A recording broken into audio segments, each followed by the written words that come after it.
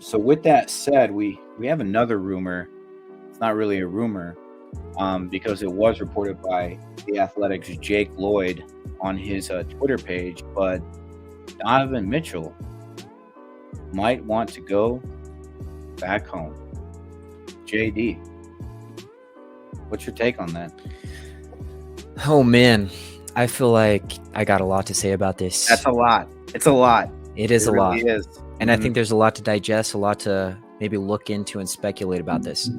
Now, I would say, when Donovan Mitchell was traded to the Cavaliers, it was a win-win situation, at least in the eyes of both the Utah Jazz as well as the Cavaliers. Happy receiving Donovan Mitchell, who had an incredible regular season, who has basically going to be an all-NBA player. He's an incredible guard. For the first time in his career.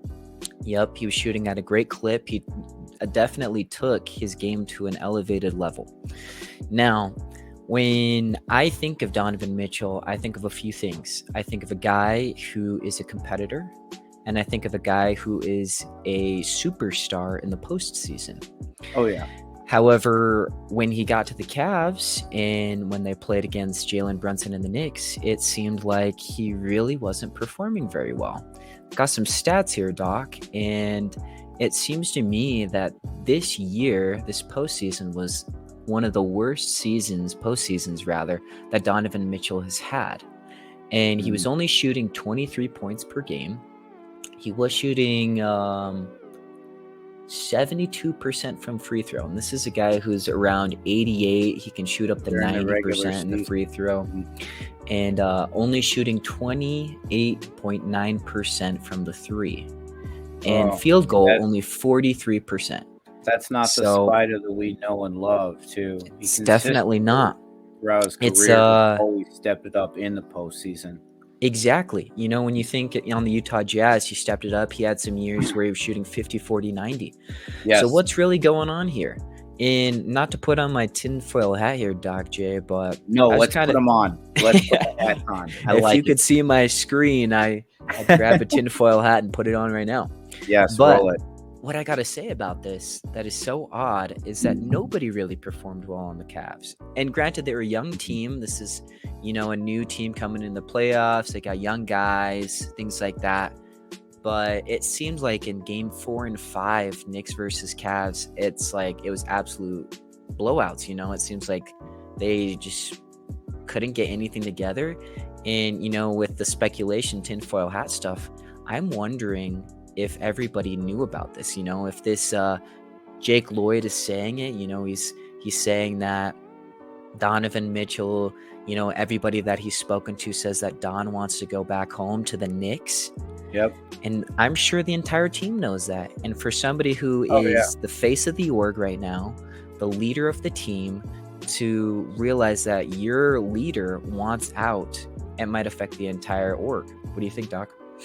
Yeah, I agree. I think Donovan Mitchell, too, being the oldest player on that team at 25 years old, as far as starters go, that's still like a mouthful. At least now that, LeVert moved up to a starting position.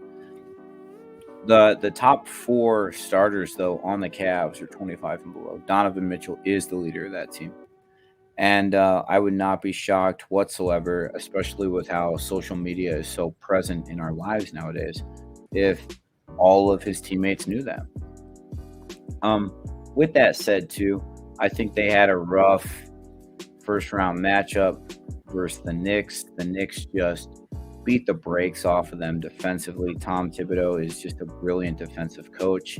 And when you have players like Julius Randle and Josh Hart and Jalen Brunson, who are just these grinders, who are just, they're going to put their heads down and work, that is a formula for success. So I think the most alarming stat to me was the last game in Cleveland, where the offensive rebounds, there was a difference of 17 offensive rebounds in favor of the Knicks, and 11 of them came from Mitchell Robinson. And I think, at least in my opinion, I've always favored Jared Allen over Mitchell Robinson. I've always thought Mitchell Robinson was a good starting center, but Jared Allen is an all-star. He was an all-star. So for him to just kind of get bullied like that was very alarming to me. And then their bench was just completely atrocious. Like they couldn't get any kind of surplus. They couldn't even really maintain a good pace with their bench.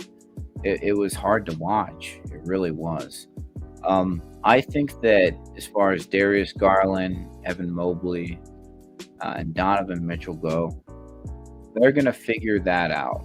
I think that next year, especially under the watchful eye of Donovan Mitchell as he helps that team develop, I think they'll do a lot better next year. I think they have a lot to work on because just like you, I think Garland is a superstar. I think he's a superstar in the making. Absolutely. Especially after like the pep talk Donovan had with him after game 1 and he came out and he scored like 30 plus in game 2. Like he really put it on. I think he has a lot of potential. I think Evan Mobley is going to have to really develop in the offseason. I expect Donovan to develop as he normally does in the offseason. But I'll tell you what, they have Donovan for, if I'm not mistaken, 2 more years under contract, and then he has a player option. And that's kind of like their window now. You know, there's no guarantee that they're going to extend or keep Donovan Mitchell, especially with what Jake Lloyd is saying. You know, if he's talking to the inner circles of Spida, and the word is that he wants to go home, I mean, Cleveland has about 2 years left to try to make something magical. Well, let me ask you something, Doc. Yeah. Do you think that there's a chance that, you know, when he has that player option, he's going to leave? Like, what percentage chance would you say? I would have to say at this point, it's like a 60-40. So that player option is going to be a very robust amount of money. That's why it's a player option. It's normally the most amount of money you're going to make throughout your contract. I think for Donovan, it's somewhere at like 38, 39 million. It really depends on where the Knicks are at. Because if the Knicks, and like obviously New York is losing their minds because they made it to the second round, and good for them. It's the first time they've done that since, I believe, 2013, if I'm not mistaken, maybe 2003. Anyways, it's been a really long time since the Knicks have been able to make it to the second round.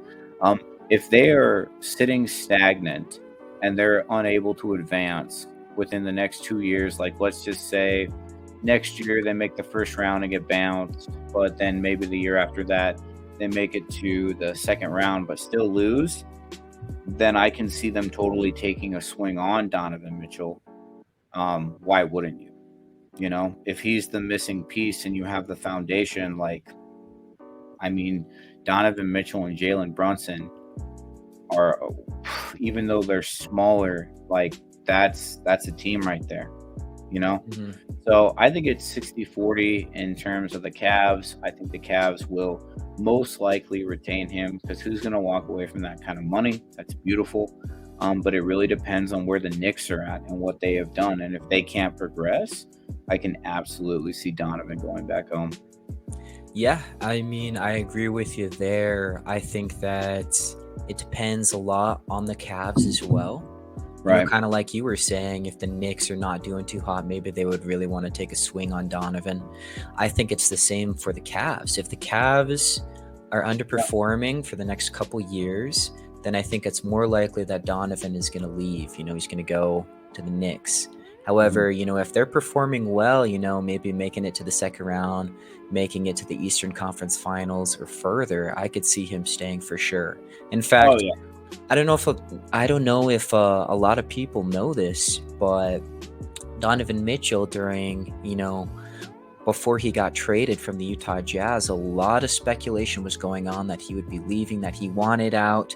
You know, so many people were talking about it. That's all we talked about here in Utah. Oh, yeah. A lot of people, you know. Is he staying? Is he going? Is he going? What's I know. happening? So many Where's things. He gonna be? Reading tweets, you know, trying to analyze it. It's like a new article came out like every few days about Donovan Mitchell. As a Jazz fan, it was a little bit of a nightmare. But what was interesting about it, and I think that he's a very classy guy, but I do think that there is truth to what he said. When he got traded, they had an interview with him about it, and he told Danny Ainge that he would be really happy to stay one more year, that he wanted to run it back with the big man, aka Rudy Gobert.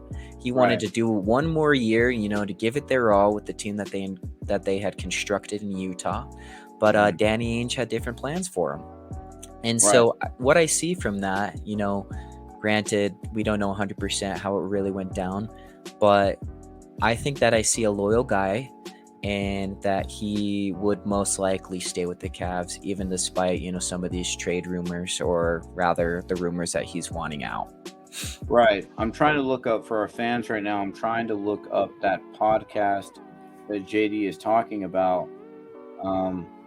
Let's see. I think it was an interview with ESPN. Yeah, it looks like it could have been with Mark Spears. But anyways, yes, I agree with you. Donovan Mitchell is an utmost professional.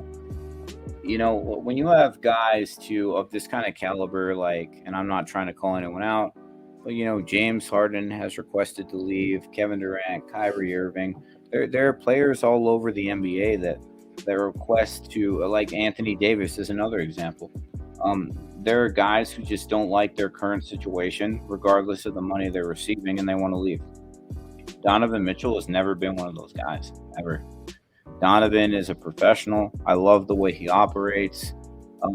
I could see him I think he will stay in Cleveland for the next 2 years. Me too. Absolutely. He's and just I think not maybe the kind of guy further. who's going to demand trades. That's not who he is as a person or a player or a professional. He's not going to do that. Now, if he stays with the player option, we'll see. But like I said, 60-40 for Cavs. I think he will. I think he's going to stay with that player option. See that. He's young enough too where, I think Donovan Mitchell, here's a hot take for you, JD. I think Donovan Mitchell will eventually have a ring. He is that kind of player. He just has to find the right team around him. And if that's the Cavs, more power to him. And if it's not, I know he's going to find it.